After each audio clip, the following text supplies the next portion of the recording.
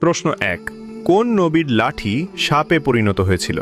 এ ইউনুস আলাইহি ওয়াসাল্লাম, বি মুসা আলাইহি ওয়াসাল্লাম, সি হারুন আলাইহি ওয়াসাল্লাম।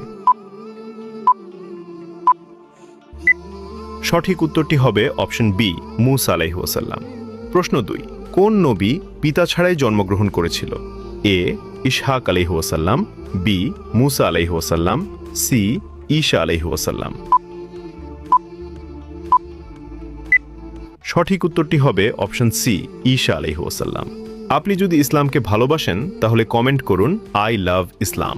প্রশ্ন ৩ কোন নবী পিঁপড়ার কথা বুঝতে পারতেন?